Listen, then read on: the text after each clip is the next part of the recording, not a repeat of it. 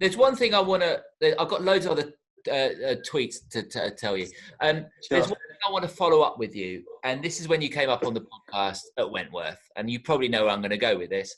Mr. White and Works Too Hard have asked about this on Twitter. You came on, and this was probably at the height of when slow play was a big issue. Yeah. And you were quite opinionated that week, and you said there needed to be a lot of improvement. You said 5-hour rounds were embarrassing. Have you seen improvement in slow play since then? No.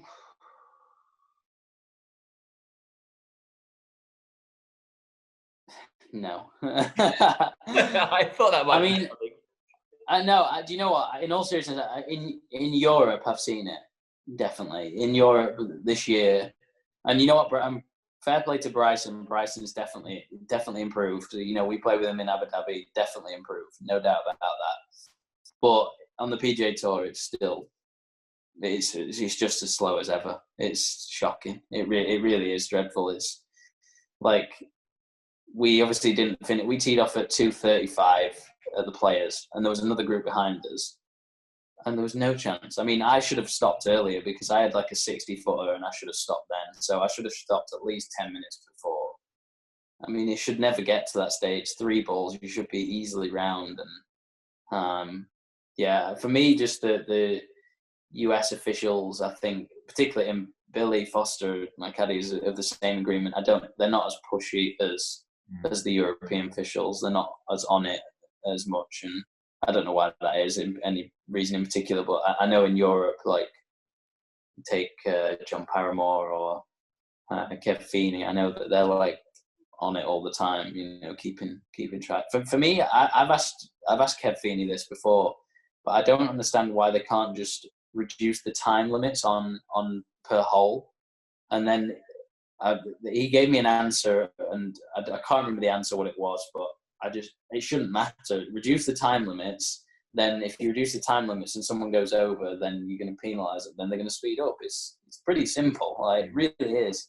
But as you said, the solution to slow play, all the answers are actually very easy to do, aren't they? As a player, you must think it's so simple. I mean, me personally, I don't know if these other slow players are just really selfish and just not very nice people. But if someone came up to me and was like, listen, you're going to be penalised if you don't speed up, I'm going to speed up. It's as simple as that. I'm not going to take my time and think, oh, is the win there or is the win there? And I don't understand. If they might do it, they might play better. Who knows? Well, exactly. I think Kevin Na sped up a lot, I think. Yeah, apparently so, yeah. I've never played with him when he was super slow, but I think he's, definitely. And he's winning. Yeah, exactly. Yeah. It's not hard. Are some players, you think, just oblivious to it, or do you think they're genuinely playing slow on purpose? No, I think they're oblivious. They're just in their own little world. I played with someone that won't be named in the Open this year, and I played with Padraig as well, Harrington, and we were just pulling our hair out. It was embarrassing. And I said to the ref, we had every group at the Open has a walking referee, and I said to him, I've just timed it now. It's taken 1:30. And he sort of just nodding his head, and he was like, "Yeah, he's averaged 1:15 the whole day." And I'm thinking to myself, if he's averaged 1:15, why is no one penalising him? It was driving me insane. It was ridiculous. But that obviously affects your game as well, doesn't it? Well, I'm the one that's like, I always like to walk ahead. I like to just walk to the next shot as fast as I can, and then just figure it out from there. But yeah, I mean, it's just very selfish that they don't start getting ready. This player in particular didn't start getting ready until it was his turn. It's like, you've had all this time. You can get a number. Like, all right, okay. You can't throw some wind up on someone's backswing in case they see you, but like, you can figure it out. It's really not hard. It's really, really not hard. No. So I think maybe apart from Renato Paratore, you're probably the quickest on tour as well. Yeah, I would. Yeah, I'd say so. I know. I can remember some shots where the camera's not even been ready and you've hit the shot. I know Paratore is like that. It's like if I play with him, I hit, and then I've like the club's going in the bag, and like my caddy's like, don't move, because he's swinging. I'm like, what? I'm not even taking the tee out the ground. Oh dear, I don't know what could be done about it, because I think slow play is a thing that's going to go on for a while, unless, as you said, something properly is said by. Yeah. I just think keep banging your head against the wall, and then hopefully one day something might happen. But one other thing I know the listeners want to ask you about, and Ravindra Navzaria, Ravindra, I hope I got your name right there. He said, "What are Matt's views on bifurcation?" So for people who don't know what this means, it's talking about different equipment for pros and amateurs. So balls, clubs, stuff like that. What's your views on that at the moment? I think it's a great idea, but at the same time, it's not a great idea because, like, I don't know, maybe people can tell me, but when I was growing up, I wanted to be like the pros, so I wanted to have their driver and stuff like that. I wanted to have their ball, but if amateurs can't buy that, then they might not want to play as. I don't know. They might not want to have that. Yeah, they might have the same feeling towards the game. But I think for me, the ball, obviously, they're talking about rolling it back and equipment and stuff like that. I mean, my thing is, right now, I think is fine. I think, don't get me wrong, I'm obviously a little shorter than the big hit. I'm quite a bit shorter than the big hitters, but I can still compete. But I think the thing is with it is that, like, they can't roll it back too much and just take it all the way, because I think then it just becomes, it's like you're going back in time effectively.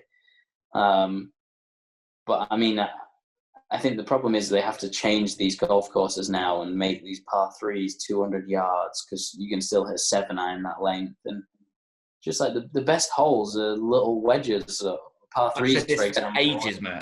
I know, exactly. And I mean, I'm not saying every hole should be driver 5-iron, but I mean, I'm not saying every hole should be driver wedge, even like with this new ball that they're talking about, but it shouldn't be driver 3 wood, driver 7 wood. It's just ridiculous. Like, it must drive you mad, by the way.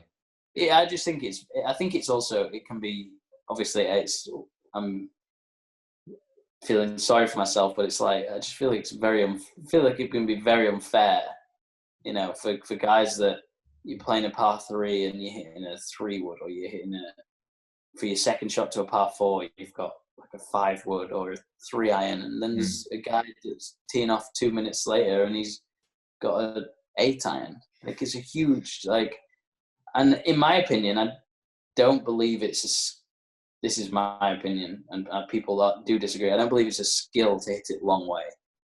Like, if I wanted to, I could go on the Bryson regime and hit it. I could hit it further, but that's not a skill. That's like, that's just, yeah, that's not a skill. A skill for me is being able to hit it within a 10-yard fairway, or hit it round a tree and onto the green, or just hit it to a foot. That's a skill. Accuracy for me is a skill, not length. Obviously, I'm, like I say, I'm going to be biased because I'm coming from that side, and it's. But I really think that the golf is better when it's a demand to hit a fairway that's 20 yards wide. You've got to make par to win, and you can't be playing. It's not the best example, but imagine St Andrews' 18th hole was 100 yards longer and it's a par 4, and you can hit it anywhere you want. I mean, that's not a skill. You just bladder the ball and then you just hit it on the green. It's really not difficult. But then you compare it to, I'm just trying to think of an 18th hole that's really tight. Where is 18th hole that's really tight?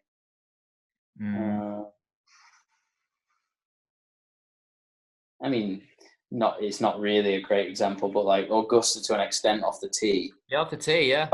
You can't just bladder it anywhere. Like if you bladder it left or right, you're in the trees. And I just think that takes much more skill, and under the pressure, you've got to hit it straight within a window, and that's my opinion on it, really. But I don't think they should bring out a ball for pros and amateurs. I just think they should just maybe bring out a ball for everyone. Let's say Matt Fitzpatrick's in charge. What would you do about a course setup if there could be anything done in the current climate? Grow the rough. Grow the rough. Definitely grow the rough. And just tighten the fairways. It's not. I don't feel like. I mean, for me, Bay Hill's always a great example. Bay Hill can be wide. They could leave the rough lower, but they don't. But it's a fair amount. And you look at the winners. In my opinion, you get good winners. You get guys that are good tee to green and putt well, and it's a good example in my mind. Like, I love US Open style golf courses. Thick rough, just tight fairways, So, but that's my thoughts on it anyway. Yeah, I'm not sure, especially on the PGA Tour, they're going to change it much. I don't think European Tour. I think they listen to the players, and they do make it more of a demand every week. I think definitely. I mean, we noticed it this year that pins were tucked a little bit more this year. Definitely, certainly in tournaments we played at the start of the year, which was good, which was a positive. Yeah, well, let's see what happens in the near future.